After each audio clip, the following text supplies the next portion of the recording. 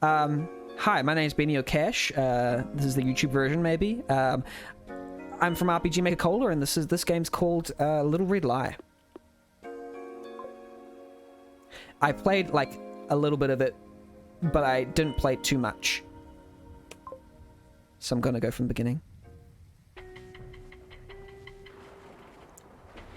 Before you begin, would you be willing to answer a brief questionnaire regarding confidential details of your personal and family finances? Check out the ASM subway graffiti. Oh, I didn't check it out. Oh, darn. Oops, the screen is a bit too, some of it is going off the edge. I'm just going to have to, readjust that. Cool. Your answers will be securely saved and stored on Twitch and influence several narrative events in the game. Yeah, sure, why not? Thank you. In the previous year, was your personal income in excess of 55,000 USD? I don't know how much USD is. Let me check. 55,143 USD to NZD. Yes. Was this income the result of dividends, criminal activities, and appreciation investments, or other assets inherited to you? No. Would you rather commit suicide than live in significant poverty? No. Thank you. Little Red Lie is now in possession of sufficient information about you to proceed. Would you like to continue? Yes. Hi, the Great Perhaps. Aww. Good to see you here. Aww. Hope you're enjoying the stream. In Dystopia by Sarah Stone. Ban and in-game action. You cannot lie with your answers. You must be honest with chat. Okay, I will. I usually am, but sometimes I'm not honest, but I will be honest. And the questionnaire was all truth. Complete truth. I do earn more than that amount. Nice. Thank you for that. Keeping me accountable. The way I see it, Dystopia is nothing but a distraction from... Oh, thank you, RPG Horror Fan, for following. The way I see it, Dystopia is nothing but a distraction from a reality that will be even worse. In Dystopia, faceless stormtroopers tower over the horrified masses as they cling together for warmth. The guardsmen grit their teeth and pull their triggers on throngs of desperate protesters, cutting down waves of innocence with sinister certainty. But in reality, is nothing like that. In reality, look at the cops. The police don't need to be scary to scare you. In reality, the courts are so clogged and the cops are so callous and the cages so cramped that the thought of getting lost in the labyrinth of their logistics scares you more than a bullet to the back of the head ever could. In reality, nobody needs to shoot you at all. You get knocked on your ass by a $1 zillion sound cannon and run away to save the eardrums you don't have the savings or the health insurance to lose. Facts. In Dystopia, tattered rags or drab uniforms are dutifully worn by all. Met eyes and encoded gestures are made in shadow as the steel doors crush together. Ragtag rebels rediscover the unity of long-lost ethnic identities, and in each other they find hope, strength. And even if their failure is assured, in Dystopia they gain the one thing their tormentors can never possess: love. But in reality, the only people who even notice you are strangers trying to look down your shirt. If I'm a girl? In reality, your best friend is a cell phone, a good one, if you're lucky. In reality, you never cared about other people until the other people were other people like you, and you'd put them up the river if they crashed on your couch for longer than a weekend. And who can you blame? In Dystopia, it's easy. In Dystopia, the evil and cruel are always up the hill, down the dungeon, through the woods. Ah, this is so poetic. They want your blood. They want your babies. I mean, it sounds weird when I say it's poetic, because it's like, I'm not glorifying, but like, it's just the way of the way it's written. They want your brainwaves or the shells of your bodies, heat of your sexy starving orifices. Wow. But reality is never that interesting. In reality, even the most horrible and seemingly incomprehensible power always ends up with the same old song, a bunch of assholes trying to get rich. In reality, the people frantically obsessed with money are never those people at all. In reality, the people whose whole lives revolve around money are the people who have no choice, because they don't have any. In reality, the wealthy no longer need a thing from anyone else at all, not to die in some war, not to live in some place, and not to build something that a robot has built in the time it took you to read the sentence. Facts. And in dystopia, all of our creations turn midnight oil into a hateful sun. Sun hates me. Diseases boil through skin. Faces are rendered tragically unscrewable. I don't swear. It's just a thing with me. I usually don't anyway. I don't know. Hints at my fundamentalist background. The destruction of Mother Earth turns everyone into a chimney sweep, a hooded nightmare, and asphyxiating tinker. But in reality, the sky is blue as ever. The air is fever crisp, and the bright stars within it are what you look up at while you wait for an ambulance after being stabbed over an apple that now costs $20. Unexciting. In dystopia, your only possession is a torn photograph. You end up bartending at a neon-soaked nightclub for futuristic gangsters. Valhalla Bartender Simulator. But in reality, you could never get that job, and if you were forced to become an outlaw yourself, you'd probably end up being the victim of a far worse crime than you could ever bring yourself to commit. Facts. In dystopia, you finally matter. You're finally going to make a difference. Every oppression ignites you with anger and fury that spurs you into legendary action. But in reality, you are exhausted. Forever exhausted. You think dystopia is some big story. It's not. It's just a crappy little epilogue that goes on forever. And it all ends up in nothing.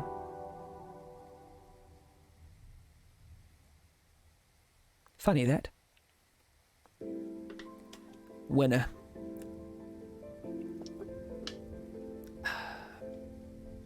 Kennedy Station.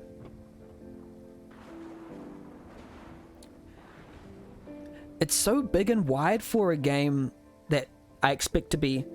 I said there was RPG Maker games, but this is not an RPG Maker. This is in Unity, right? I think. Under the bridge. In the parking lot. They're waiting for me. Under the bridge. Lie is Z, highlight is X. Got it. The game will autosave with notification. Autosave updated. Okay. And no running. That's a funny thing about both games, is that there's no shift to run. Yep, it's Unity, prototyped an RPG Maker. That's kind of what I plan to do with my game as well. Prototype an RPG Maker and maybe port a longer version in another engine. Whoa, Nightbot, stop being crazy. So I think the red... Oh, this is a spoiler. I don't think it's a spoiler, but the red are lies, I think. There is no way I can negotiate with these people if I don't have a cigarette first. And I don't want to start that conversation on a note of why I've started smoking. You can smoke in the rain like every other failure of a Femme Fatale, Sarah. Port to Godot? Maybe. I don't know what engine to use. Even if you already had something like half a pack today. Something like is a lie. Conceal chain smoking. Press X to highlight updated interactions. Alright. I'll have the cigarette. There's an ashtray over there by the corner, and I'll use that washroom to try and mask it as best as I can. Okay. Oh, yeah, you can... That's cool. I like that, because you don't have to, like, lie about interest in social causes. Homeless deaths spike in downtown core. You know, it would actually cost less to house these people than to pay the cost of them being on the street. I can't understand, you can, why people get upset at the idea of free housing. No need to pick this up. We still get it delivered. Oh, wait. Okay, lie about interest in mainstream entertainment. Awards night flub sends celebrities reeling.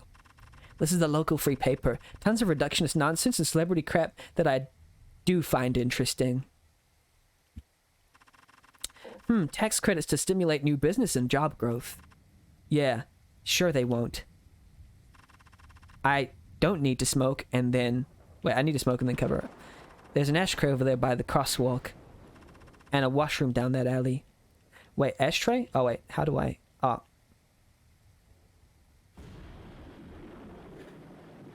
By the crosswalk. Oh, okay, okay. So here's why I didn't know where to go. Crosswalk, we call it an intersection in New Zealand. Using an ashtray outside. You know what they say? The only way to start quitting is to have one. Is to have one what? Oh, it's to have one. Oh, she's lying to herself, yeah. Snow on the ground, rain in... Oh, look at that. That looks beautiful. Oh my goodness. Heat in the night. We figured they were lying about how long this kind of climate change would take. And then it turns out that even the worst pessimism wasn't as half as it already was. Who knows?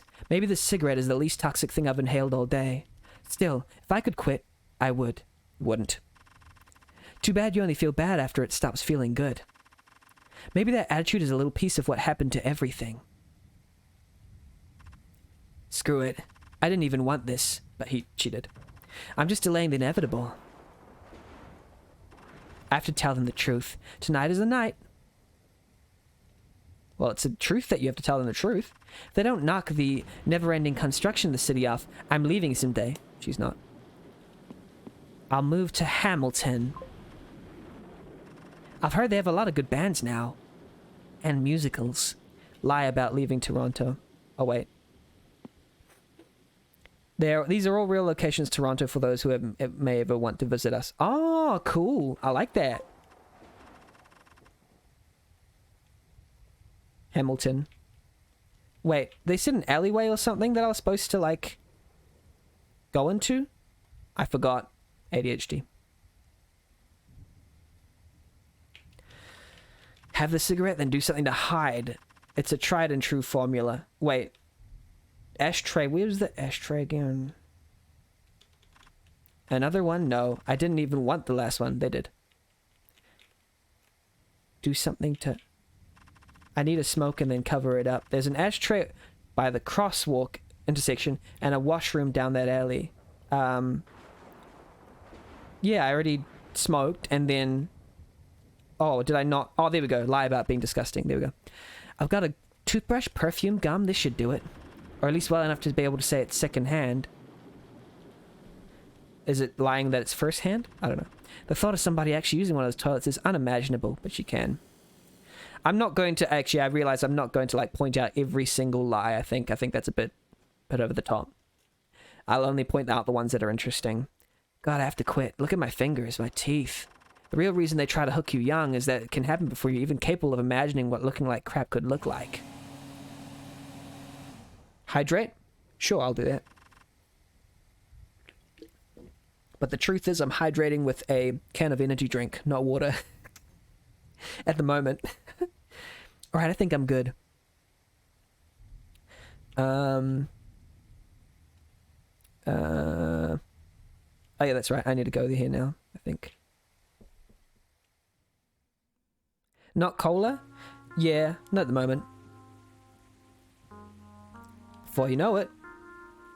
By Sarah Stone. Wait, Sarah Stone, did she write the last one? Are these chapters? Before you know it, you feel like you're right back where you started. Back at home. Back to childhood. Back to depending on the people who should be depending on you. And you're so defined by what you're not. Never married, never successful, never belonging anywhere or to anything. You don't even know who you are. Still, it's strange to be past what feels like the point of no return and still so far from the end. I like the look of that bridge. Thanks for coming to get me. You're working late. Everyone works late now. Yeah, big project. They can't really trust too many people with it. Oh. Is it Mom and Dad? I understand that I broke the chain, that without creating a future for it, even the closest family would eventually run out of things to talk about. I'll ask a question about some distant relative or a restaurant we haven't been to in a long time, just to break up the rhythm of the rain. But I don't really care, and I don't think that they believe I do. The saddest thing, though, is that I think I used to. At least a bit. You just don't see the point. I mean, what does it have to do with you? Literally nothing that goes on around you has anything to do with you at all. You're just a sack of crap dragging yourself around from one day to the next. What could you even say about anything that wouldn't make you look like a fool? Still, you have to say something. Even if it means pretending to be something you used to be in order to hide how you no longer feel like you're anybody at all. What are your plans for the... Oops, wrong voice. What are your plans for the weekend? Feign interest in own life. Sorry, what? The weekend. What are you doing? Oh, promising... Watching movies I've seen 1,000,000 times. I'll probably get coffee with Claire and Steve. I'm pretty tired, though. You know you're a loser when basic questions about what you're doing on the weekend feel like a humiliating interrogation. Well, maybe you should go somewhere new. Meet some new people. I'm embarrassed to be around regular people my own age. Yeah, you're right. I should see if anything is going on in the city. I really miss going to concerts. Sometimes we'll pull up next to a car at an intersection, and I'll look over to see another 38-year-old woman, one who isn't sitting in the backseat of a car being driven by her elderly parents. She'll seem powerful, yelling and waving her arms at somebody on some kind of conference call. Or dressed up, looking like she's heading out for the night. Or listening to her kids tell her what they did at school. But as soon as she looks back, I look away. I don't want to see the type of person I wish I could see, me wishing I could be them. Oh, I love the art. Oh. Yeah, that looks good. And worst of all is how the space and silence that should be my life gets filled up with guilt instead. Filled with the unspoken sound of how much they've done for me. How much they sacrificed so that I could be somebody. And here I am.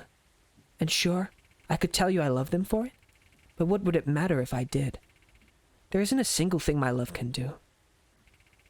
I wouldn't survive without my parents, but at least they're the only people who even care if I'm alive. You can't have less to lose than that.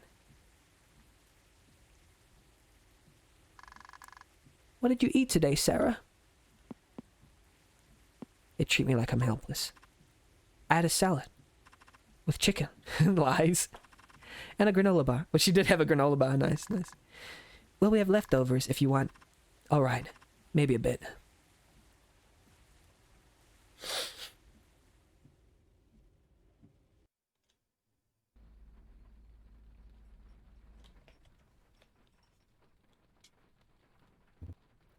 Sarah. Hold on a second. Oh, that sound design. The way he said that. Is something wrong? We need to talk. Okay, so something wrong was highlighted, but in a question, how is that fact or lie? Is something wrong meaning that she is lying about not knowing that something is wrong? We need to talk. My sister. Dad, stop being cryptic. He's not. Just tell me. Your mother is worried. About what? What happened with her this time? The way he exhales now. The moment he even thinks about her. Your sister is beyond being worried about, Sarah. Mom is worried about you. He always does this, says off half of something. I'm fine. She thinks you work too much. She thinks I'm a lesbian. I don't know what that means. It means she wants you to be happy. That your happiness is more important to her than anything else. And she's dying. I'm trying. And your sister? You know she's going to need your help. And you know it won't be easy. If you had someone that you could turn to when things got tough with her, it might make all the difference. Even if he feels like he wants to hear somebody do it. She doesn't need me as much as you think she does. She's more capable than you know. She is. You've always been just like me. You're strong. You don't complain. And you've never been afraid of responsibility. But sometimes I think you can't see that there's more to being strong than being on your own. But what? What you don't see is that I would have never been strong enough to take care of everything without your mother. Or your sister. Or you. I know I make it seem that way. It isn't that way at all. It's family, Sarah. Family. Anyway, I think that's what your mother wanted you to know. Is that it? I couldn't tell by the way he locked eyes with me in the rear view. Was it intimidation? Fear? Pity? It's hard to read your parents as people. You don't want to do it. No matter how old you get, you want to believe nothing could shake them. No, that isn't it. I have to tell you something important. And I don't want you to say anything about it to your mom. Not yet. Heart failure, Grandpa. Just tell me. We can't afford to take care of your sister anymore. What did she do? It isn't just her. The medication costs for Mom, they just keep going up. What else did they put her on? I don't even know anymore. Between the two of them, it's a mountain. Is there even any point? I'm sure they're helping if the doctors say so. We'll get through it. So are these lies by, like, knowledge of, like, by her knowledge, or are they lies because they don't represent reality? That's an interesting thought. Your sister doesn't listen to me, Sarah. At the very least, I need you to get her to stop buying whatever she feels like off the internet. I'm not trying to pit you against her, but if she doesn't knock it off, we won't have any choice but to start charging you rent. It's the last thing I want to do.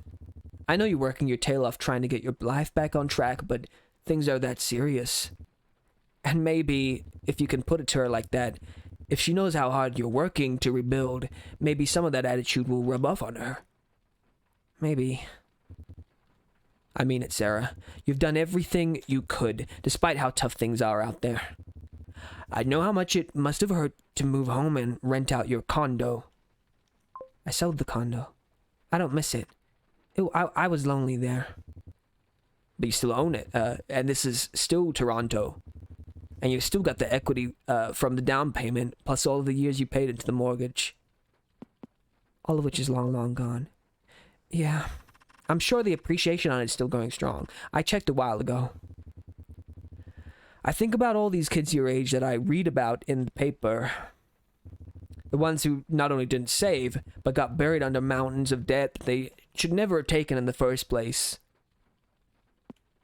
I own $29,531 on my credit card.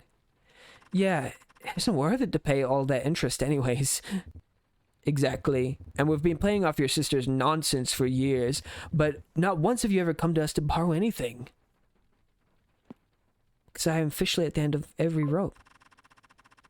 I couldn't live with myself if I screwed up your retirement. Your mom works so hard for everything you have. So have you. You get up in the morning, you get dressed, and you do it. You do the work. I know they've never appreciated you the way they should, but they will. You're too good to ignore. I lost my job 6 months ago. As long as I'm getting paid something, I can manage. I haven't brought it up directly, but like the fact that you are choosing choices that you never say out loud, like you're choosing the thoughts rather than the actions, is really interesting to me. And I think a good choice here, because it just reinforces the fact that she has to be a complete lie the entire car ride. Being noticed isn't always for the best, though. And, truth be told, I know how this feels. Well, if they don't come around, somebody else will. And I'm hoping that you're... Not this exact situation, but situations like this, where you have to pretend to be okay. Well, I don't know. Yeah, you have to pretend... You have to hide something. Well, if they don't come around, somebody else will. And I'm hoping that your sister will, too. She needs to more than anybody. I can't help anyone. I'll do my best. You always have. Okay. Rant time. I hate the term do your best. I hate it because nobody is ever able to do their best. And when you say, as long as you do your best, no, you can't ever do your best. I don't even care about if someone does their best or not. Like, there's no such thing as doing your best. Nobody ever does their best. But like doing, like trying is what I'd say. Like trying more than zero, that's fine. But like doing your best, there's no such thing.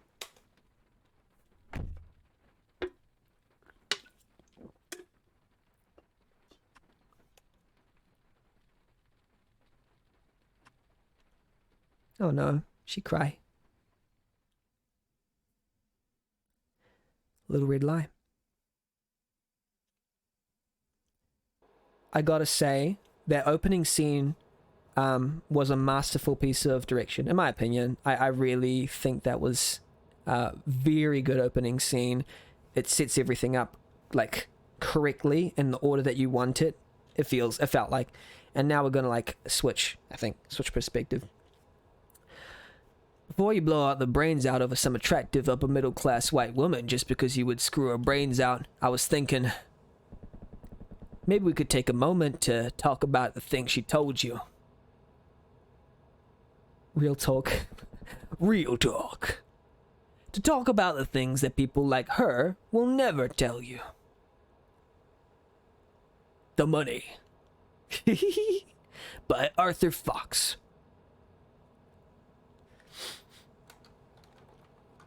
Oh, nice screen. You know her. Over at... They don't know her. Overeducated. Underemployed. Bridging into 40 with no real prospects. No real anything. And then, one day, a bill finally arrives that cannot be paid. One which even the family that made her feel invincible all her life can no longer bear. And then it all falls down. Then comes the self-pity, the woe is me, the toxic, dishonest belief that even if you had had a shot, you never had a chance. But let me ask you something. Where was this person 5 years ago? I'll tell you where they were. What? They were pretending they never saw it coming. They were racking up debt, desperately hoping that they would never lose imaginary face with kombucha-sipping celebrities.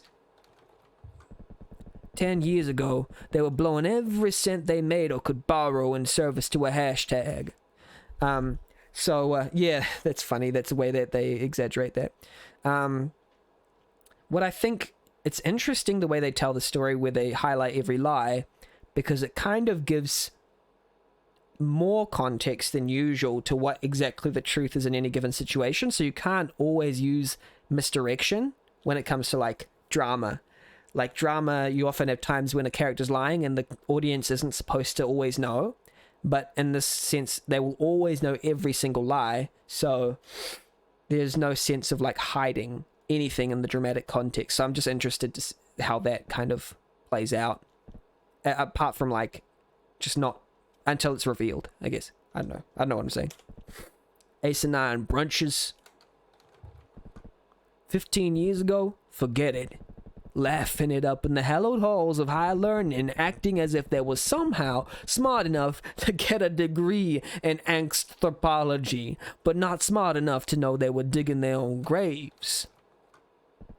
And now they want the world to feel sorry for them. So they won't tell you about what they really come from. They won't tell you about the safety net that still sits secretly beneath them.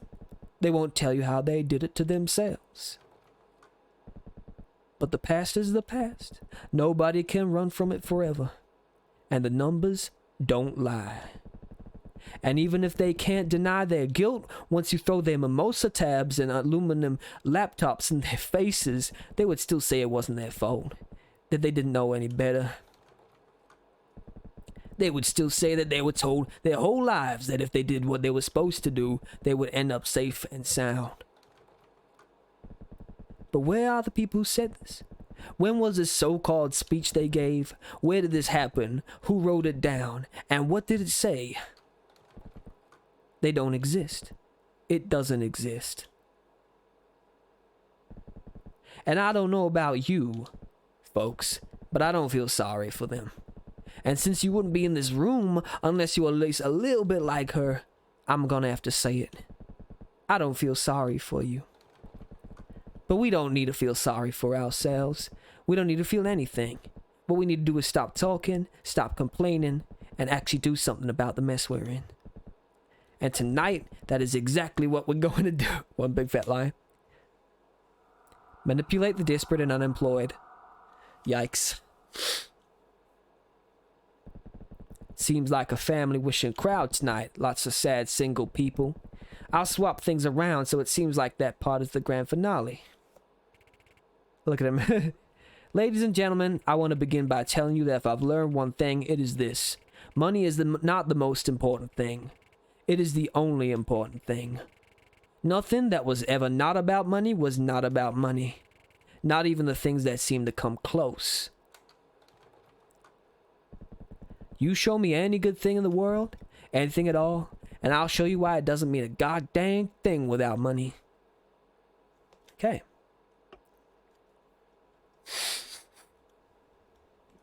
Yep. Okay, cool. Menu? Options? Okay. It's a complicated options menu. Lie about... Oops. What is love without money? Love without money is a lie. A sad screw in the woods. The bitterness of someone who realizes they've misplaced their faith. That you're never gonna make it no matter how much they believe in you. The parties you go to where they start looking around for somebody else. Somebody who can take them places, who they could build something with. Nothing but a betrayal waiting to happen. What kind of love is that? I like these pictures, they're funny.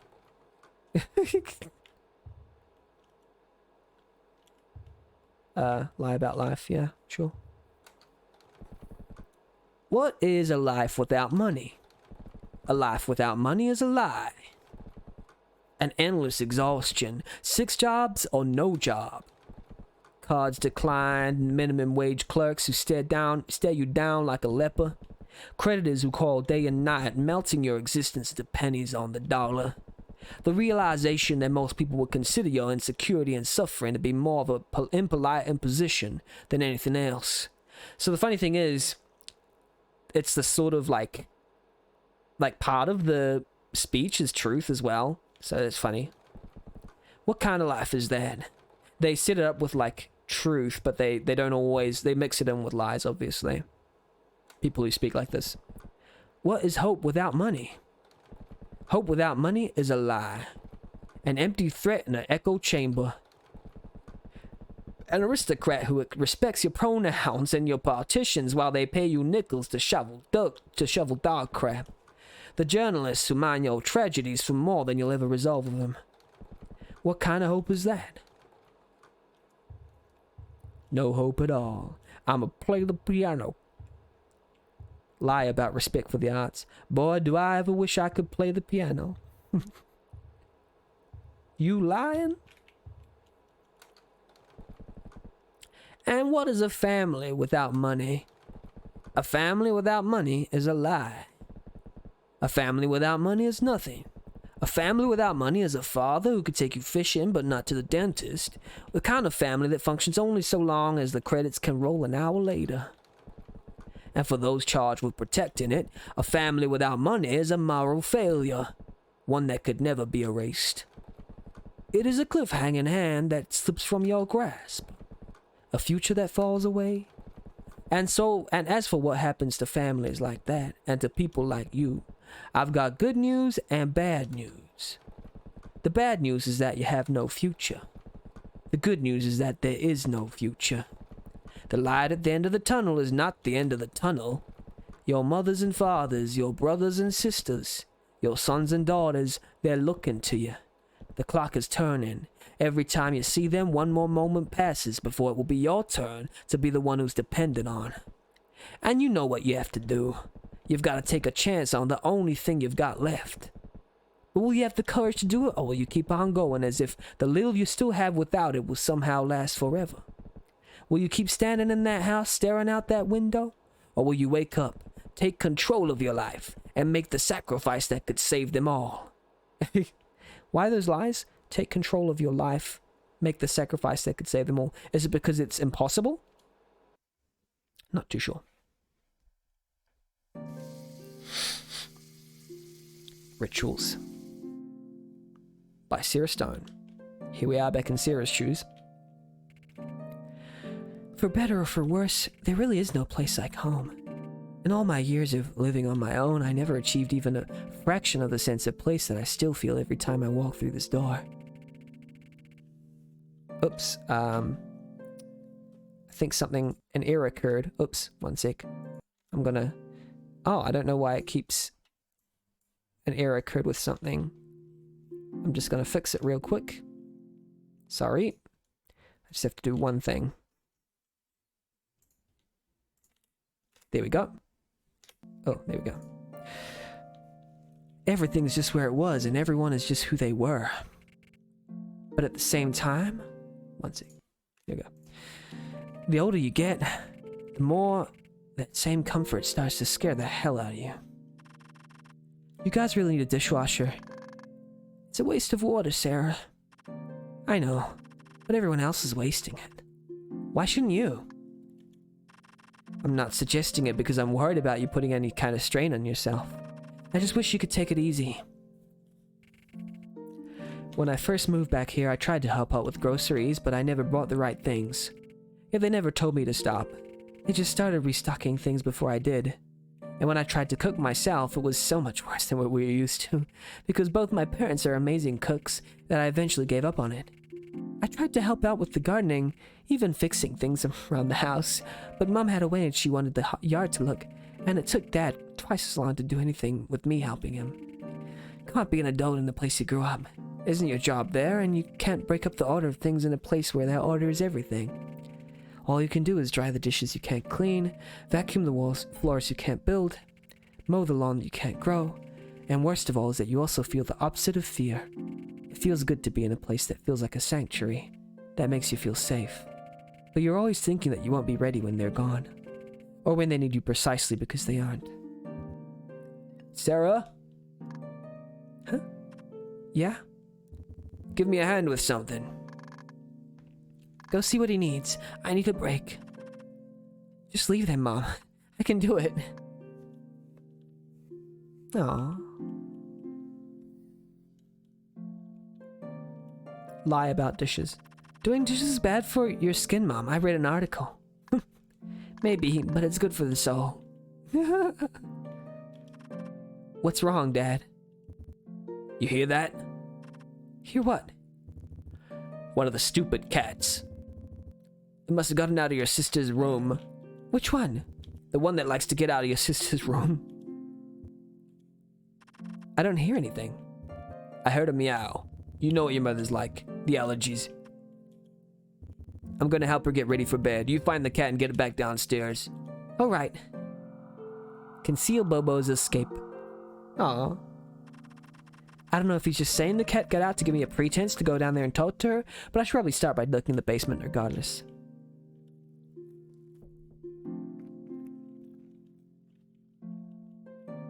Basement? Where's basement? Oh, there it is. Big RPG looking stairs.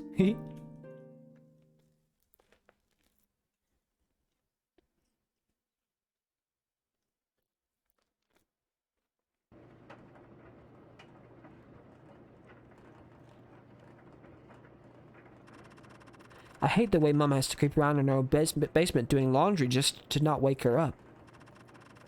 Almost as much as I hate the way she then does laundry herself in the middle of the gosh dang night. You hear her all the way upstairs. Still, what are we gonna do? If we complain, she'd probably stop wearing clean clothes just to spite us. At least the washing is done, though the drying must be twice as loud.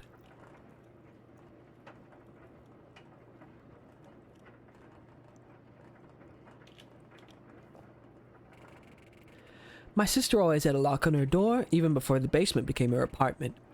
In her defense, Mom's idea of knocking down a door when we were growing up was to knock and then immediately open it half a second later. In a way, going back and forth on their luck was where everything started. It was rainy enough today for her to sleep through all of it. Even if she's up, she hasn't been for long enough. Forget it. I'll just go and tell Dad I tried.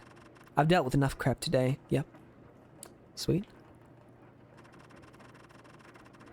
But if I don't at least try to talk to her, she'll tell Dad you didn't know anything about it. Oh yeah, my whole life. My father has used me as a sword and my sister has used me as a shield. You just bang up against yourself. No choice. 2 years ago, while I was in the middle of killing myself trying to pay the minimums on my credit cards, killing myself to make rent, and killing myself to avoid going into overdraft, my sister tried to kill herself for real. Warning of suicide to those who, I don't know, might be, sensitive. Must be nice. No, that's too much. Don't even think something like that. You don't really mean it. She stayed at a mental hospital downtown for a few days before my parents moved her out to a private facility in Guelph. Attentive staff, the encouragement to express any emotion you want. A schedule laid out for you like a kindergartner. For a little while, she got better, though I don't know if it is or isn't incredible what everybody treating you like a center of the universe can do. Surely I ought to do something, but then life goes on, and the people around you go back to being the people they used to be, the people they actually are. So she did too. Hey, are you up? Dad thinks one of the cats escaped. Are they all in there with you? All right, well, if you can hear me, let me know. Or send me a text. Or something. Hope she's okay. I suppose I might as well check the rest of the house. Let me ask you something. Where does the depression end and the rude, self-centered, and miserable asshole begin? Before you think that I don't love my sister, please consider, would I put up with the nonsense of what dealing with her entails if I did not? Would my mother? Would my father? If we didn't occasionally think a cruel or heartless thing about her, do you believe that we could possibly endure it? I know she's a sick person. I know that she's not really in control of herself and that this is the darkest fate which can touch anybody. But in the midst of all her tragedy, all her setbacks, all I want to know is this. What about the rest of us? What about the people, the families, who have no responsible choice but to exist in their blast radius? The people who don't have any more of a way out of it than they do. And I know, we're supposed to go to counseling too. Even if it helped, is it really worth tripling the bill? Even if we could afford it? And does your life really end up any less mired in her crap? Or do you become even worse? What if it only ends up making you as obsessed with her as she is with herself? And how does it end? Seems somewhere between unlikely and impossible that my sister would ever have anything resembling the life of a social or productive person ever again. If these people never get fixed, what is the point of them being slightly less broken? What is the point of all this pain?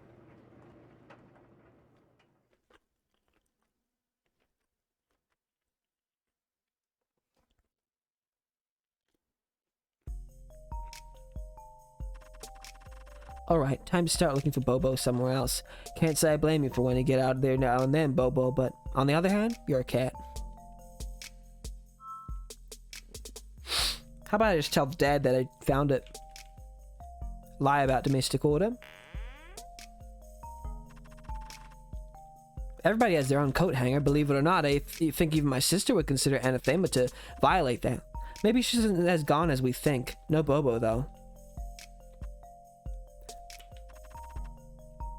Okay, I have to look for the cat.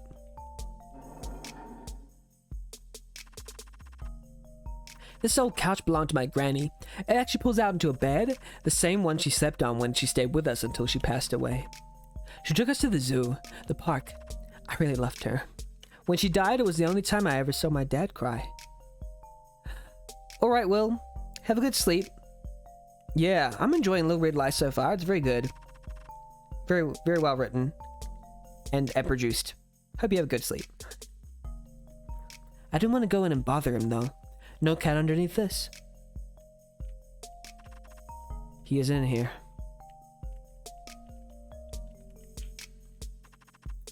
This is still life. I have no idea where it came from. It doesn't really fit in with anything else in the house, but that doesn't bother me.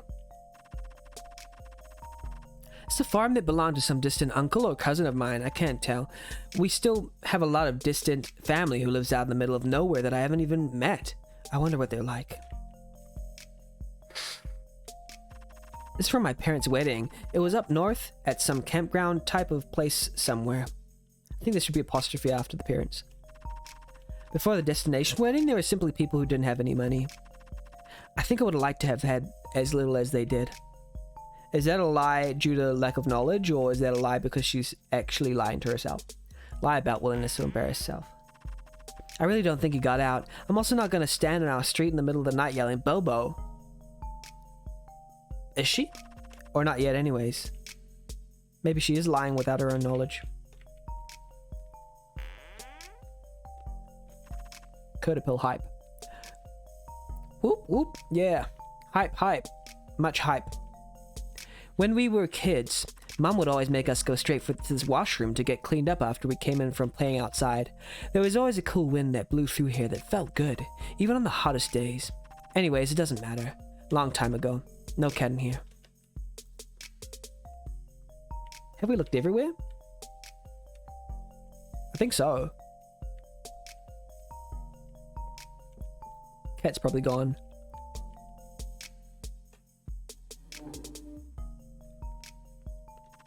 I love this game.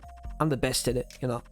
Some people think they're better than me, but it isn't my fault they haven't memorized every two-letter word, should be word, in the world that includes the letter Q. I'm the best. Ceremonious eating. I wonder why it fades in and out of each, like, cutscene like that. It's interesting. Dinner was a big deal in our house growing up. Being late to the table once you got called was one of the few ways you to actually get yelled at. No cat underneath it, though. When Bobo was younger and less escape savvy, well-hidden self, we used to find him curled up asleep in here all the time. Nope, no cat in the cabinet. Do I have to interact with everything, or can I just go tell Dad that I've lost him?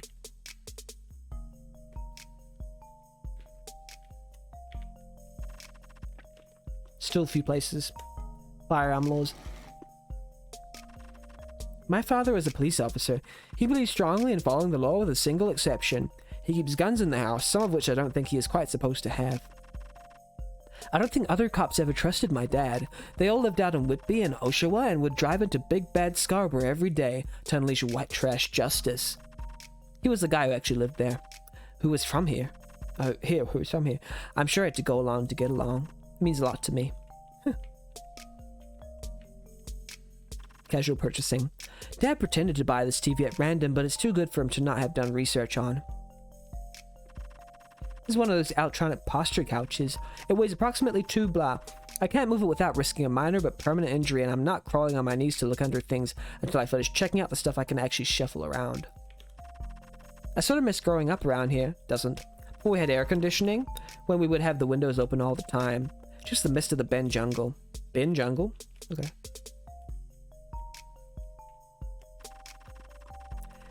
There are all sorts of creatures hiding behind this, but I don't think Bobo is one of them. Still, I respect whatever people want to believe. Fair enough. Where else? Oops. Fridge? Have I done the fridge? Yeah. We should really only keep healthy stuff in here. After a while, I'm sure you don't miss junk food at all. And no cat behind it either. There he is, ran upstairs. Bobo, you bozo.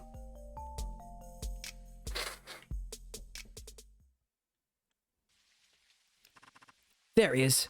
Hopefully he goes from my room instead of back downstairs. Some things are 50-50 no matter what. All you can do is roll the dice. But I can see him right there. Oh, there we go.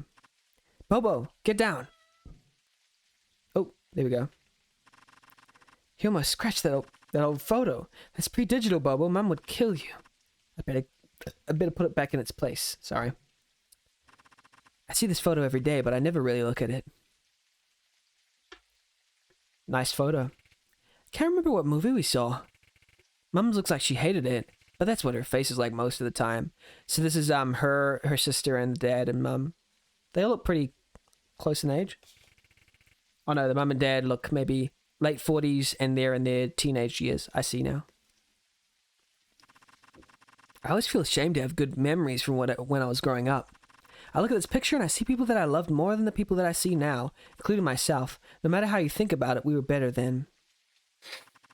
So the lie is that you can think about it in ways that where we weren't better back then. But what kind of person would feel like that? I love it when cats have this bizarre idea that you can't see them when they were sitting in plain sight. They stare at you like they're hiding when they're, like, sitting under a table. Or on top of a dresser. I'll bet a kitty cat won't appear if I shuffle this dresser. Oh. Hello. What are you doing? Look at your face. Bobo, Bobo, Bobo, Bobo. Do you want to lay down with me for a little bit? Before we take you back downstairs? Okay. Aww. I love animals. I wish I'd ever had the space or the free time to feel like I could have had one. Maybe I could have made it work. I know that people who have less than I do find a way, but it never felt right. What if it had gone wrong? What if I'd ended up in a situation with one of those $2,000 cat surgeries that seems totally ridiculous until it's your cat? If an innocent animal had to suffer or die because I didn't have the money to save it, I think a part of me would never forgive myself. And then you look at my sister who claims to wish she could rescue all the cats in the world. But who does the work? Who buys the litter and the food and leaves it outside her door? The rest of us. The Last of Us, Part 2. It Must Be Super Sad to Be a Loser by Arthur Fox. Is this Arthur? I'll do it on Arthur's voice. If you've ever been important, you know how heckin' tedious it is to talk to people who aren't. I know that sounds callous, but can we get real for a second? It isn't like these people want to talk to you for any other reason than believing that it might make their lives better. This feels like Actual Sunlight. Actual Sunlight had a lot of these monologues. I swear, if I could figure out how to get these heckin' balloon heads to give me their money without having to watch their goldfish mouths flop around, I'd be thrilled. You think you're kinder than me? Please. I'd like to see you have the exact same conversation with an unemployable, butt-screwing moron about how to be a millionaire. These assholes couldn't get $1 million if they tripped over a bag with $1 million in it. They'd crap their pants and get carted off in an ambulance because they scraped their knees. They don't have anything to offer you. There's no fair trade here. You're a big deal with important things to do, and here you are, listening to human smegma. just wasting your time, droning on and on about a bunch of crap they're gonna do. Except they ain't. Because if they were, they'd be out doing it instead of talking to you. But I know. These wingnuts are my bread and butter. You know what the success rate is of people who sit here and listen to people like me ramble on? 0%. You know what the success rate is of people with better things to do than listen to me? Probably not much higher, but it's better than nothing. Still, there are more dishonest trades out there. This possesses at least some modicum of mutual benefit. I get to make a living, and they get to think that somebody like me cares about them. But I swear it takes everything I have not to ask these people the questions that they should really be asking themselves. Why do you have a company? Why are you handing me a business card for a thing that has done nothing and has no reason to exist? Why do you keep talking to me? What is your problem? And what do you want? Jesus, I thought I only had to talk to the VIP meet and greet people. These are the VIP meet and greet people. They keep selling more VIP tickets.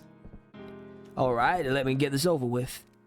Don't forget, Blank is coming to pass to see you afterwards. How could I? Keep it up, working man. 20 years to retirement. Thanks, Fiona. Appreciate you doing all the prep work on the presentation deck, too. No problem. Oh, was it alright? It's perfectly fine.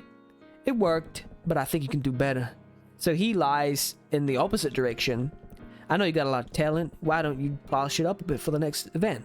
Alright, I'll be back at the office until midnight or so if you need anything else. Appreciate it. Let me tell you something. Young women are the most amazing thing going on in the workforce today. Me and all the guys I came up with are always saying so. You can pay them less, they work like dogs, and they're a hell of a lot easier on the eyes than some dickbag wearing a suit that looks like he bought it for the prom he never went to. And best of all is that right when all these chicks get to that age when they start wanting more, promotions, raises, the rest of it, a good bunch of them go off, have kids, and you never have to see them again. Then you get to dip back into the college interns, get a oh my god.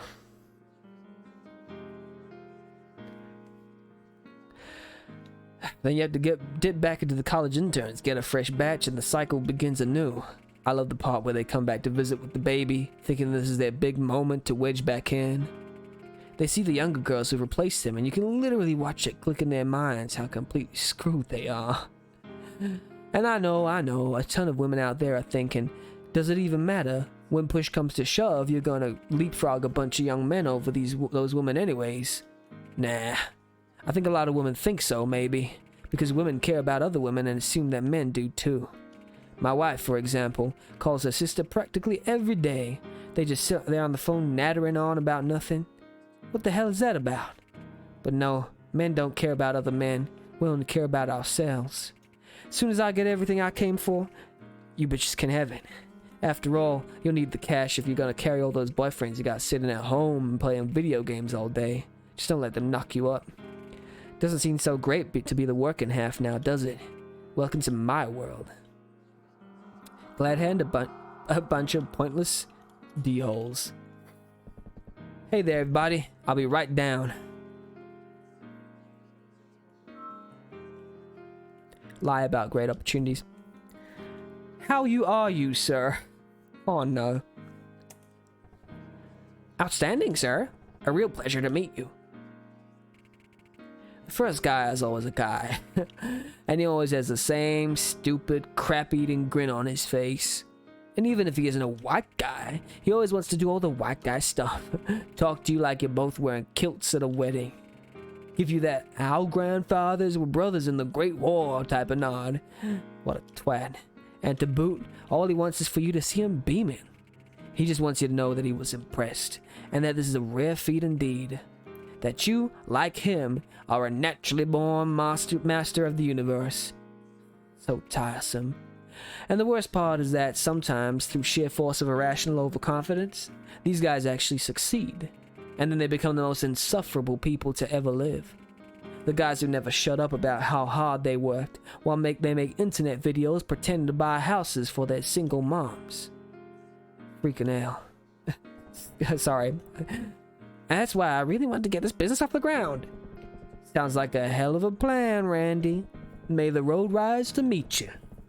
May the wind be at your back. Forgot to sell that first guy a book. Oh well. I think this lady looks like a good candidate for Get Real, the Birth of Entrepreneurship. Come on, Arthur. Don't make yourself out to be a man of the people and then not respect an orderly queue. Arthur, it's wonderful to meet you. Nice to meet you as well, Kelly.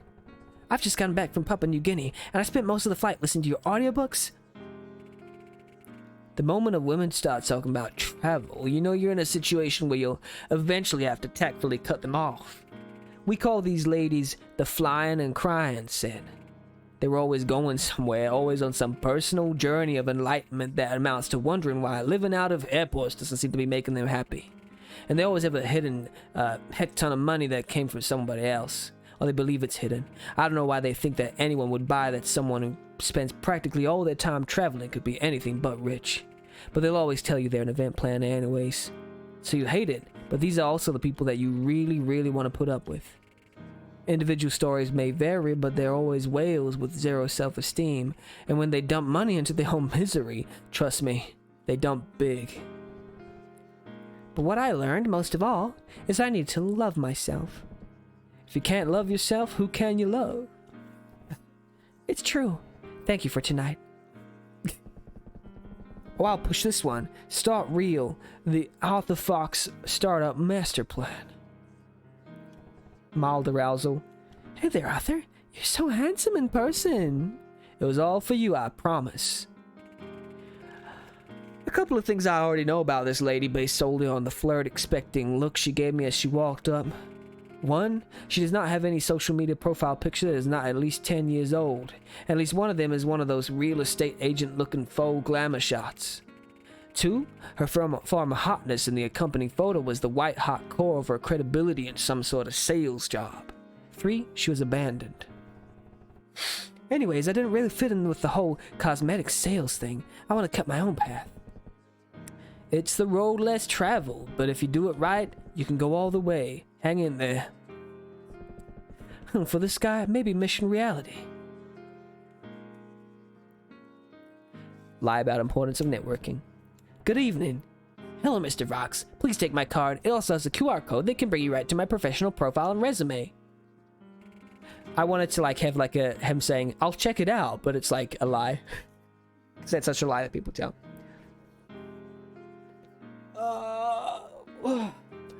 It isn't the immediate move to a business card that tips this guy off to me, though they are less common nowadays. No, it's the business card holder. That is the true mark of the contemporary insane networking idiot. And the worst part of talking to these guys is that they're actually just mining your opinions for stuff to talk to other people about. They think they're really slick when they go, "Oh, tell me about that," because they think they've flattered you by wanting your opinion. Plus, they now have a chance to get a bunch of material to regurgitate on somebody else. But these morons don't have any actual thoughts of their own at all. And all they want is some vague promise that they might find a job out of some of their wide-ranging knowledge. But the secret to getting them to go away is that you can never imply that job might be with you. Rather, the thing to say is more like, "You know, I know someone who may be looking for somebody like that." Oh yeah, that's another common lie when networking. It's quite funny. "I don't know them very well at all, but I'll certainly pass your card on to them." Shouldn't that be a lie too? No, you don't really pass the card on. Oh wait, but he doesn't know someone, so of course it's a lie. That would be fantastic. Thank you so much. I love your hustle, by the way. Lie. Yes, sir. This person has to be religious. I'll see if she wants the real spirit connecting with your real heart. Hello. Very nice to meet you, Mr. Fox. I'll just say that someone who died here is not always religious. Your talk reminded me of so much from my life. Oh yeah, the ethnic wisdom of people from wherever the heck they're from.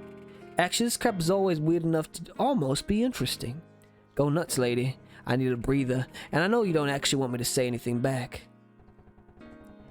And that was when I knew that reconnecting with my heritage was the key. It really is. Best of luck to you. I'll just close my eyes and pick a book at random as a fun challenge to see how I can contextualize it with whatever the next dummy says. Lie about overcoming challenges. Hi there. Oh, hello. These people might be the best. These people might be my very favorite. Here we are, staring down the barrel of various business endeavors, in which a certain degree of charisma is an obviously absolute requirement, and you can't even stop sweating past a simple hello. How strange is it that so many people have no idea who they are after 35 or 40 years of crashing through one failure after another? Is it because they never succeeded at anything that they have no idea how hopeless their ambitions really are? Do they have no idea how out of alignment their desires are with their capabilities? Look at this guy. His shirt looks like a bath towel. The corners of his mouth are rife with some kind of unidentifiable crust. His jackets and his pants are hanging off of him like he just walked out of a river. Why? Why are you here? Why do you do this to yourself? I'm sorry, I'm not usually so anxious. I know I can't... Don't worry, Terry, you got this. Once you get things figured out, they'll never see you coming. Are you really real? Ha, I haven't read this one actually. Looks like it turned out alright at least. Terrible title. How are you? Wow, it's an honor to meet you, Mr. Fox. I've read all your books. That makes one of us. The last person is always the same person. They mill around a bit trying to look like they can't decide whether or not they want to talk to you. They try to look demure, but the reality is they hope you'll notice how deeply conflicted they are and remember it for later. It also helps in practical terms because twirling around like an autistic ballerina, wow, ensures that they actually will be at the back of the line. And this person always has the same story. Something emotional. Someone died. They almost died. So on and so forth. But this person's easy to deal with because they don't even actually want anything from you. All they want is to feel like they're more tragic than anybody else. All you have to do is play to them like this, as special as they think they are. I just hope you know that. I hope you know how much that meant to me. Carl, I can't begin to tell you how touched I am to hear that. Thank you. I'm so glad we had the chance to talk after everyone else was gone. That must have been such a difficult time. It was. It really was. I don't think I've ever heard a story as tough as yours. You really put what I do into perspective. You're the kind of person I got into this business to help. Funny. And then, of course, they cry and cry and cry. Which is perfect, because then I have a reason to cry. Namely, how worthless they are. As soon as they start, I start to really feel how stupid and screwed up and pointless their lives are compared to mine. And it all comes out. They're crying at themselves, and I'm crying at them, too. It's a thing called empathy. And then, before you know it, they're gone. Lol. It's great. Still, as much as I hate all of these people and only talk to them because they gave money to do so, a strange emptiness washes me over the second that all of them are gone. It's like all of a sudden I'm as alone as I actually am. Sure, I've got a wife, I got a family, but they need me. All of these people, they all need me. What if I needed someone? Who the hell is out there for me? Lucky? Sure, I'm lucky. Lucky to be strong enough to handle all of this.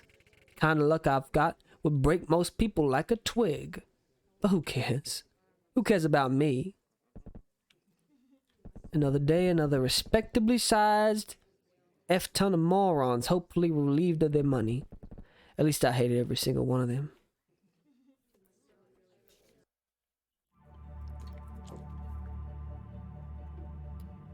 Night by Night by Sarah Stone. When you absolutely need to talk to her, the only guaranteed way is to set your alarm for 2 a.m.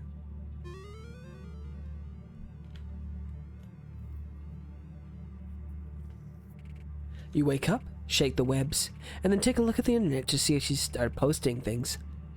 As soon as you see those start to flood in, you know it's time. Alright, time to read social media sites in the dead of night. Always riveting. If she's on, I'll pick Bobo up and take him down with me. That should get my foot in the door without too much argument, at least.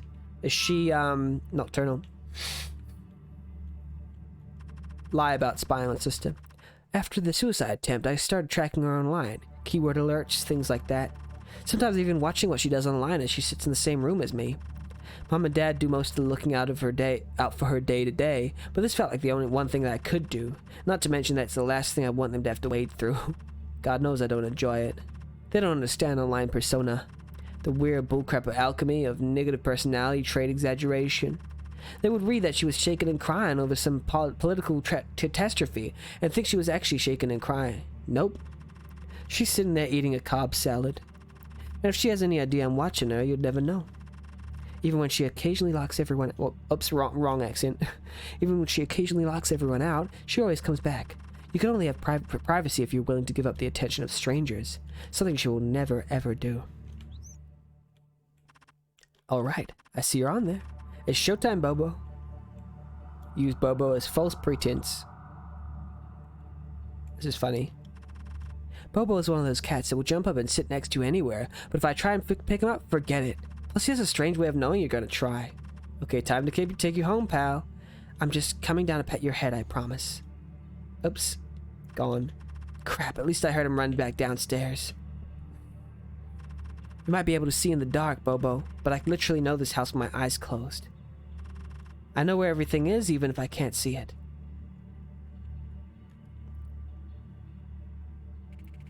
As happy as we all seem in that picture, that was also the night she snuck out of the house to go drinking in the park with some high school guy she liked, and his friends. I like to say she told me about it because of our sisterly bond.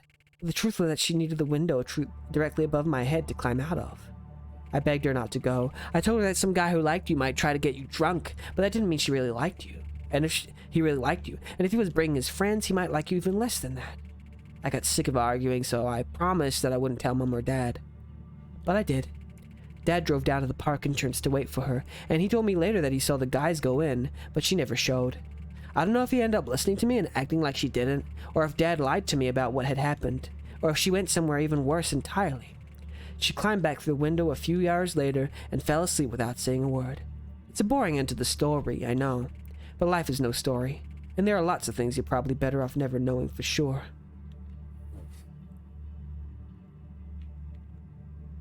Okay, I just want to go downstairs. If she really is up, and actually wake up to consider communicating, another sign is that she's eaten, which she won't for days and then suddenly will. In other words, the kitchen would be a wreck. I'll take a look. Fine.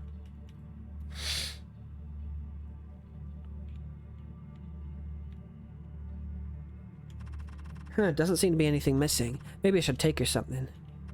Nah, stop it. God dang, this is important. She has to talk to you. Break down the heckin' door if you have to. What the heck are you waiting for? I've seen enough. Time to go downstairs.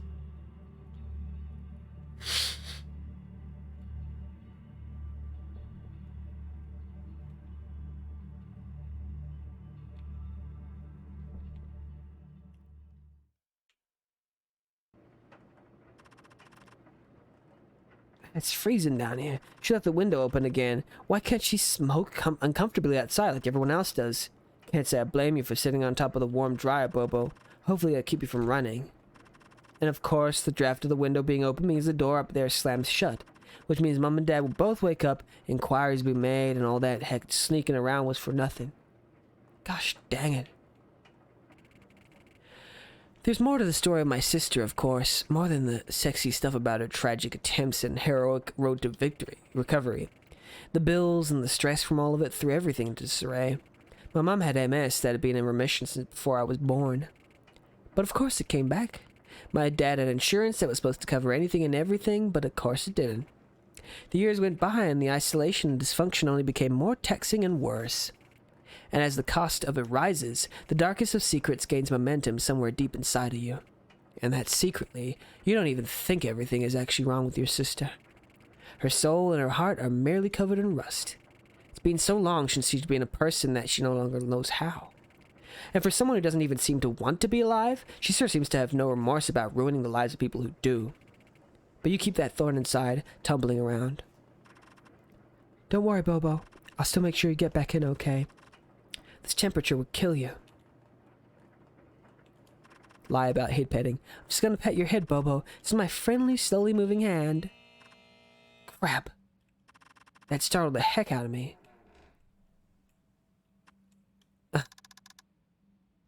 What are you doing down here? One of your cats escaped. I think I heard him run back into your room as soon as you opened the door. He's probably hungry. Fine. Good night. Melissa. I have to talk to you. Text me? No. Talk. Well, you can't come in right now. Danny is running a raid group. He needs total concentration. That face. Melissa, I just saw Danny say that raid is super easy. Upstairs, then. Screw you, Sarah, I'm busy. It's about money. What money? The money. Our money. Fine, what about it? Melissa, we're standing in the laundry room. It's freezing out here. Fine, just give me a minute. You're coming up? No, you come in. Just wait 2 minutes. As much as I don't want to stand in the freezing cold for 2 minutes, I probably want to see the inside of that room right now, even less. Besides the garbage everywhere that Melissa is probably tidying up right now, I never know what I'm going to see when I set foot inside this place. My sister goes from one delusional passion to the next. You can see the boxes they came in, stacked chaotically outside her door. I guess the funny thing is that she's a stereotype, right? A loser who lives in their parents' basement. But for her, millennialism is closer to camouflage than causation. Even in the best of all possible worlds, the wildest of socialist utopias, I assure you, she would be right here. And probably forever.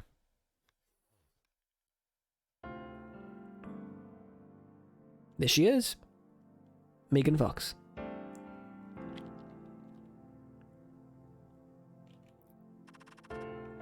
Well, here goes nothing. At the very least, I'll have to find a way to put her in a better mood first. Placate sister into conversation.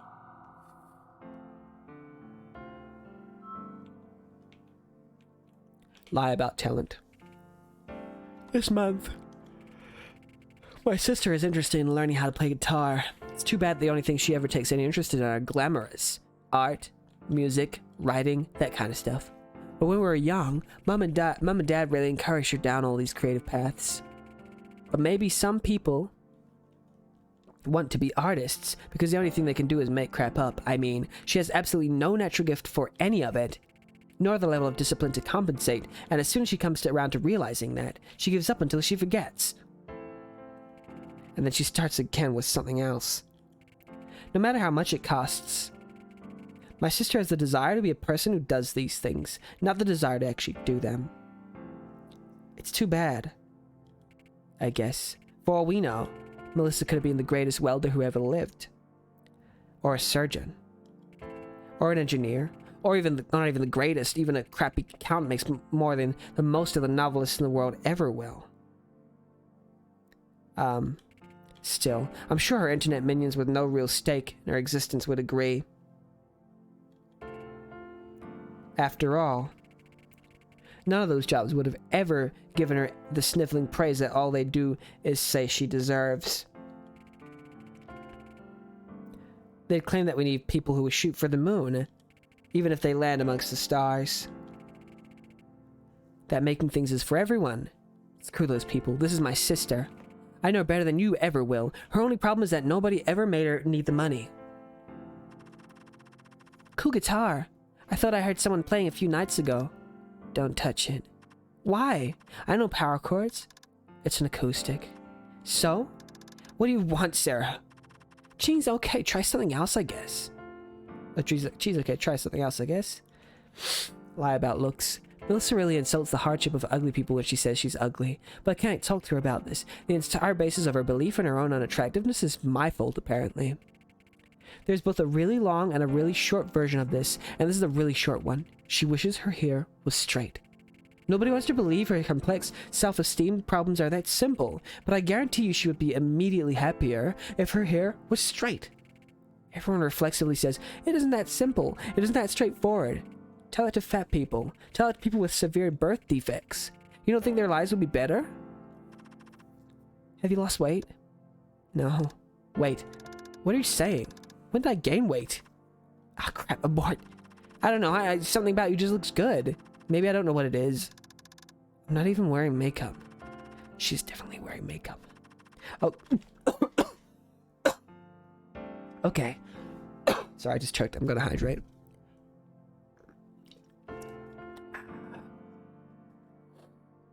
Okay, this one was a bad road to go down regardless. Lie about television. Ah, maybe this will work. This is a thing she knows a lot about. Have you watched any good movies lately? Hundreds of things. There are literally hundreds of things. My backlog is so deep at this point it's depressing. You think a backlog is bad with movies? Try having one with games. True. Thank God nobody ever wants to watch me play more than the same three games over and over again. Huh, that wasn't too bad. At least I managed to get multiple senses out of her. Only problem is that I don't know anything about this stuff and can't draw it out any further. Have to try something else. Video games. Maybe I should tell her how cool this thing looks compared to the other one. Do people really argue about this stuff? Noticing not noticing condom wrappers. Wait, is that? Oh, what the heck? She took 2 minutes to clean up before letting me in here? What the heck was she out there that's bad enough to make for this to not make the cut? I say this if I don't know the answer, that leaving these out isn't some kind of twisted showing off. I don't have anything more to say about this. I don't even want to think about it.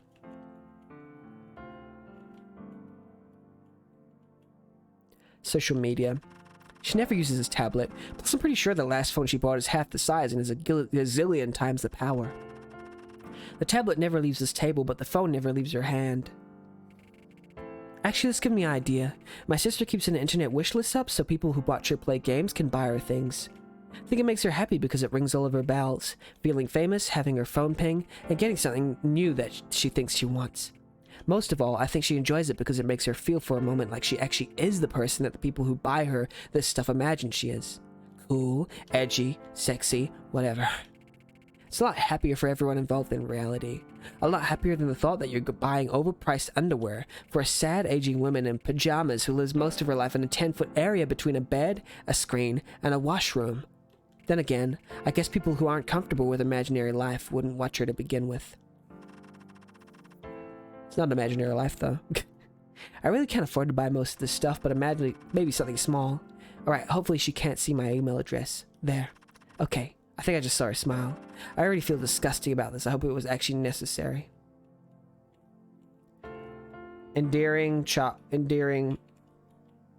Wait, what? How do I check that? Okay. Endearing childishness. I don't know if these are out of view because she doesn't want any webcams picking up her pink bunny slippers, or because she wears them to go to her own disgusting bathroom. Neither would surprise me. I'm willing to do a lot of things to convince my sister that I don't think she's a golem, but using her bathroom is not one of them. I can smell the litter boxes through the door.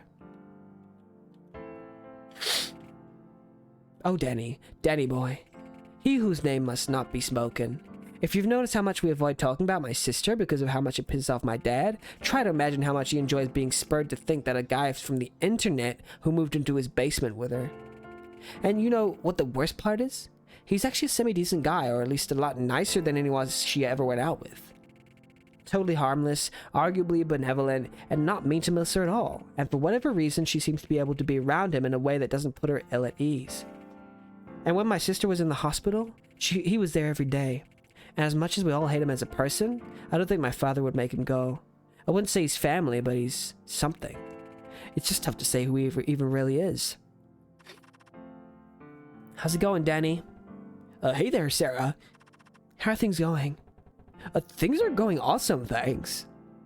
Are they, Danny? Are they really? That game looks really cool, Danny. Have a good time. Thanks. Let me know if you want to give it a shot sometime. Great. This isn't going to work. Melissa isn't going to be nice to me because I'm nice to Danny. If anything, it runs the risk of making her jealous. Lie about drugs. Have you ever noticed that people who love to smoke pot are so enthusiastic about how innocuous and non-addictive it is that they spend all their money on it and smoke it every single day? I can't think of a flattering way to discuss this. What I'd really like to drill her on is if she honestly thinks she should be mixing this stuff with the 10 quadzillion antidepressants she takes. But I've had that conversation with her before. There's no proof that it does any harm, as if that means you ought to give it your best shot. I barely let just the one go as a topic of cheerful conversation. It's also a bad preface to a discussion on cutting back spending. I've got a better chance of getting her to cut back on breathing than I do on this. What are you staring at? Nothing. You're acting like a nut job right now, Sarah. Oh well, I guess I'll talk to you. I can't? What else can I interact with? I've interacted with everything in this room. Haven't I? You want to watch something? Alright. Except her. There's nothing in the world that my sister will not make about herself. In fact, the more something is completely and solely her fault, the longer and more intense a conversation you'll find with herself and what her about how much is not. It's why she burns through people. It's why we don't bother accusing her anymore. It immediately becomes about her depression or the week she's been having, or someone has to put her off balance. Whatever thing she did and whoever it affected gradually drifts from being the thing you were talking about to a symptomatic sidebar of the real topic at hand. Her. I still remember the time we were sitting in the living room trying to figure out how to get her out of some horrible scam she'd landed in, and she walked in filming us live for one of her internet channels to announce that she was ready to accept herself and need us to say that we were ready to accept her too. She turned the front-facing camera around and pointed it at us. I watched the lightning-quick bursts of insistences from complete strangers go by. Rather than humiliate her, we played along as best we could.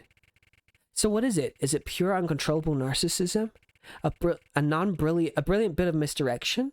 A non-brilliant bit of misdirection that she knows or doesn't know, but will nevertheless grind down anyone if she does it for long enough? It doesn't matter anymore. There's no more money, and in the end, it is always money that sets right whatever she does wrong. I either get this message through or we all fall down. And nobody in the world is less prepared for a fall like that than her. What time is it? I don't know. 7:30? Something like that. Don't you have to go to work? Yeah, maybe. I might call in sick.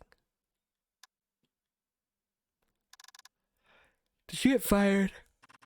Melissa, you have to stop buying stuff. You have to. This is not a joke. Crap, you did get fired. How much do you owe on your credit card right now? How much do you owe on your credit card right now? Melissa, this is serious. You know perfectly well I don't owe anything. How much, Melissa? I don't know. Maybe 3,000? Not a lot. Alright, I'll talk to Dad. If I can read between the lines of what he's saying, I think that should be alright.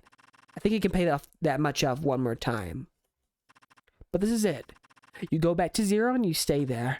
Because if you go under again, the money will literally not be there. It's gone. It's over. It doesn't exist. If you go back under, it will not get paid. Serious crap will start happening to you in your life. Do you understand? It might be closer to 7,000. Melissa, what? I only told you less because I wanted to take care of it myself, alright? Take care of it? How? I did a fundraiser last year. If I told my community that I needed help, they would. You wouldn't know anything about it, but some people understand that it's not a stigma to be poor and disabled. We both know that money's just from creepy guys who want to screw you. I wish you wouldn't do that. No, I shouldn't. I know. Sarah, did you get fired? Dad was right. She'll just move on to me. No, I'm just not sure if they're gonna renew my contract. What a bunch of effing a-holes. After everything you've done for them? Yeah, well, it's a business. I thought I was going on about how much it was a family. You try to sound attached like you were ever attached in the first place. No, this is a family. It's your family, and it's the only one you've got. We need you. I need you. It's just not true. I know.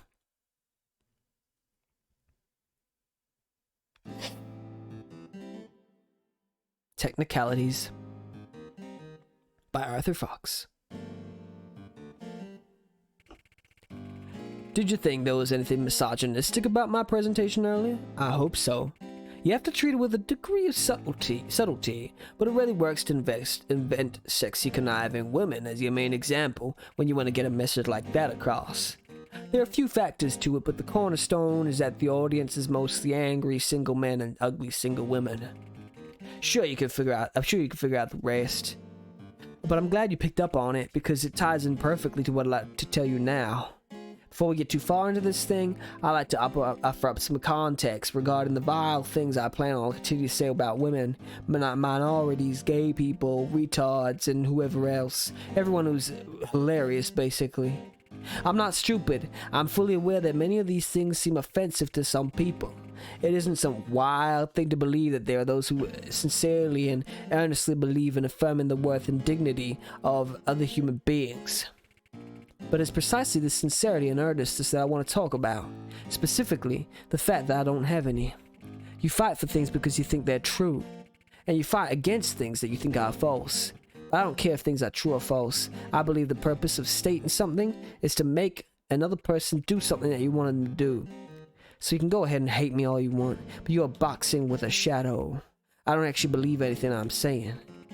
When it comes to sense to say black people are the greatest people who have ever lived, I'll say it. When it serves a greater gain to say that they're the scum of the earth, I'm happy to do that too. If you really want to be a shining light in the darkness, maybe you don't have a lot of friends or something, I don't know. But the question you should be answering is not why I say such awful things. The question you should be asking is why, despite all the pain they cause, these things that you're going to see me express are absolutely the best, most productive, most victorious, and most importantly, most lucrative things to play. If it was good to be good, I would be it, but it's not. I could go for a quick wait for this a-hole. I wonder if there's any decent material around here.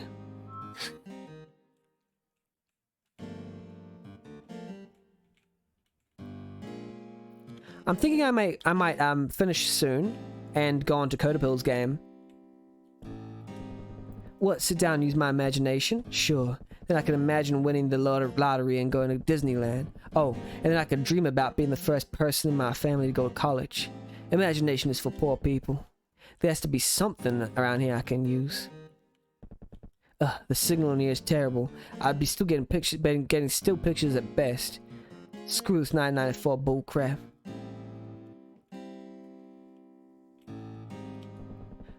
Hey, a photo book. Must have been some auditions here lately. Ah, crap, it's all dudes. I guess I'm pretty sexy. Nah.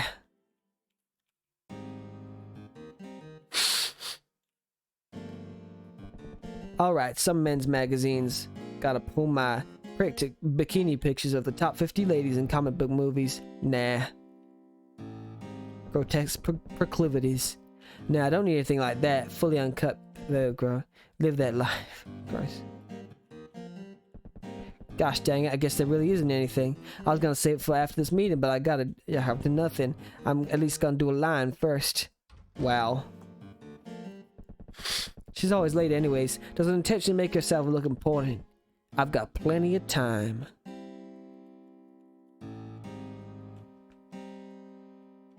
drug addiction. Some people think the mirror setup's a bit over the top, but what can I say? I'm a child of the 80s. This better be better than the crap they sold me last time. Ah, crap it is. I used to do the vanilla corporate speaking circuit. Sales conferences, incentive travel, that kind of thing.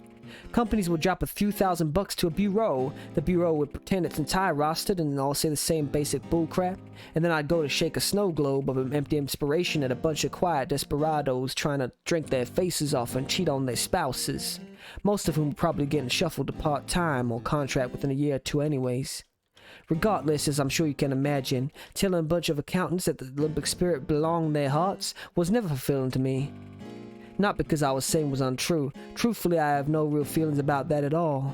And not because their money wasn't fine, because it was. Ish. No, what bothered me was that it was inconceivable. It was inconceivable, and the fact that it was inconceivable meant that I was nothing but a joke to them. They knew that I didn't really think what I was saying, and I knew they didn't really care. I wanted something more. I wanted to sell people on something they could believe in. I wanted to sell them something they could really go out and do, something that would prove I actually tricked them. Maybe I hadn't earned that opportunity, but I felt deeply in my heart that I deserved it. Alright, one more then I'll beat off and I'll be perfectly situated for this bullcrap. Arthur, are you in there? Ah, crap. A lot of people ask me, how do you feel about having a woman for a boss? I love this because it's a great moment to take the moral high ground, to explain to whoever makes such an insensitive inquiry that you gotta put professionalism first and that women don't exist to be objects of sexual evaluation. Of course, the real reason I don't care about my boss being woman is I think she's overweight, over 30, and as such I don't really consider her a woman to begin with. To me, she's just a person. That's feminism, right? And also, she isn't really my boss. My real boss is her boss, who was a man. Her title has something to do with marketing, one of those executive positions they made a long time ago, specifically to put women into. Where in marketing they come from, I don't know. Even in her prime, I don't think she would have been attractive enough to be one of those girls in a crop top who gives out beer samples. Maybe she used to dress up as a hot dog and stand on the corner as some kind of sign. But it doesn't matter. Point is this. A boss is a boss is a boss. We're all here to make money. Man, woman, zebra, who cares? Only thing I can't stand, only thing I don't like about women bosses is how seriously they take it. It's like they have no confidence. Or they think that men don't respect them. Didn't I just say I'm fine with it? But they don't believe you. She's on time. What the heck is wrong with her? Arthur? Just a minute. Sign up to Screwbait Face Boss. Suck up to the boss. Gotta get out of here, but she can't seal this coke. All the cabinets are locked. Okay, I think I'm gonna finish up here on Little Red Lie. And then move on to Recruit 1. This was really interesting. I really loved the intro scene. It set up really well. Game is a bit more linear than I thought, but still it's pretty decent. Like there's a lot of monologues like in Actual Sunlight, so I didn't really expect it to be as similar to Actual Sunlight as it is. But like, it's good. I love the writing. I love Will O'Neill writing. I was expecting a more character-based piece, but like this is good too. I like this. Yeah, go check it out. Little Red Lie.